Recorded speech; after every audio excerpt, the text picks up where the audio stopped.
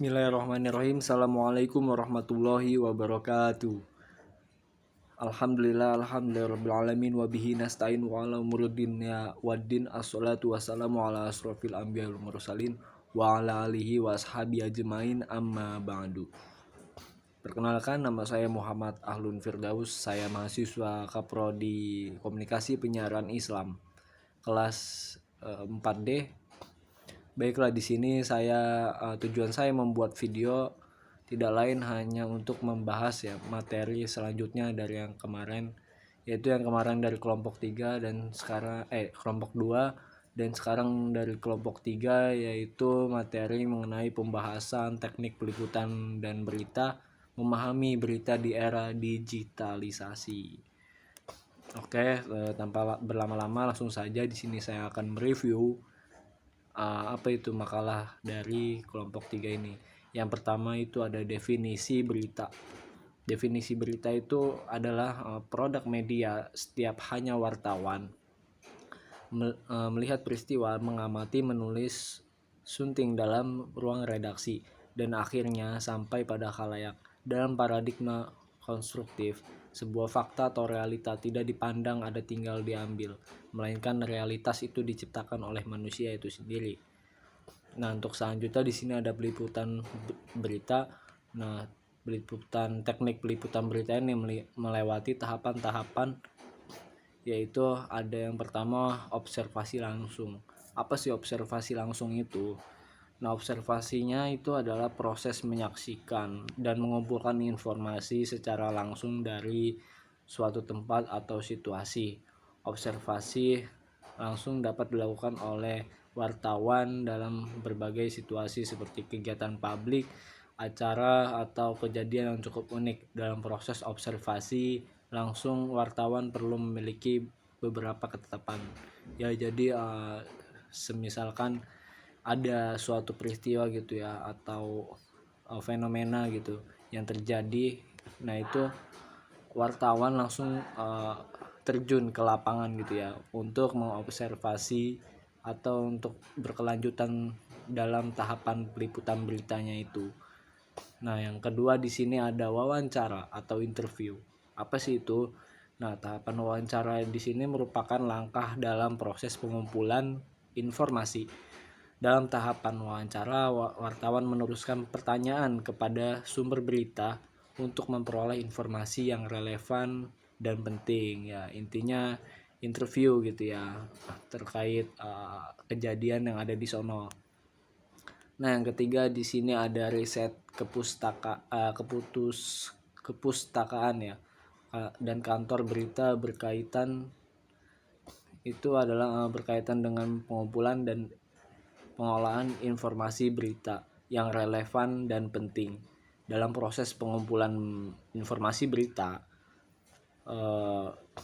riset keputusan dan kantor berita memiliki peranan penting dalam mengumpulkan data yang relevan dan pertama.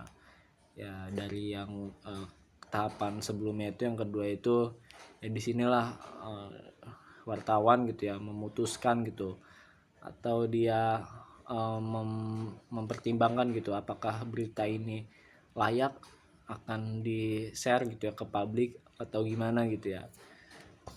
Nah, terus di sini selanjutnya ada teknik penulisan berita. Yang pertama menemukan peristiwa atau kejadian ya. Terus yang kedua di sini ada pencarian sumber. Terus yang ketiga di sini ada wawancara, observasi, dan dokumentasi. Terus yang selanjutnya ada mencatat hal-hal penting dalam proses pencarian informasi. Terus yang selanjutnya ada membuat kerangka berita. Yang selanjutnya ada menulis teras berita. Yang selanjutnya ada menulis isi beritanya. Terus yang selanjutnya ada penyuntingan berita. Selanjutnya tidak mengandung fitnah, hasutan, dan kebohongan. Selanjutnya tidak menonjolkan unsur kekerasan. Dan selanjutnya tidak merendahkan nilai-nilai yang berlaku dalam masyarakat. Selanjutnya tidak mempertentangkan suku, agama, ras, atau golongan. Nah, di sini untuk selanjutnya ada jenis-jenis berita. Apa sih jenis-jenis berita ini? Nah, jenis-jenisnya itu adalah Yang pertama peliputan kasus hukum. Peliputan kasus hukum di sini ya adalah yang pertama itu ada peliputan persidangan, terus yang kedua ada peliputan investigasi hukum, yang ketiga ada peliputan kasus korupsi. Untuk selanjutnya di sini ada peliputan kasus kriminal. Nah, di sini yang pertama ada peliputan kejahatan terorganisir, yang kedua ada peliputan kekerasan dan kriminalitas jalanan, dan yang ketiga ada peliputan kejahatan seksual. Nah, ini untuk selanjutnya ada peliputan berita politik ya. Peristiwa yang diperkirakan akan terjadi itu adalah pemilu. Kejadian mendadak seperti ditemukan alat penyadap di kediaman gubernur. Peristiwa-peristiwa yang dijadikan akan berlangsung seperti kampanye partai politik gitu kan, terkait pemilu parlemen. Kombinasi kejadian yang tidak terduga dan tidak terduga ya. Contohnya adalah demonstrasi mahasiswa menentang kedatangan wakil presiden Bodiano di Makassar. Selanjutnya di sini ada peliputan berita ekonomi. Nah, yang pertama itu ada analisis data dan statistik. Terus yang kedua ada wawancara dengan ahli perekonomian. Yang ketiga ada pemantauan pasar. Yang kelima ada analisis kebijakan ekonomi.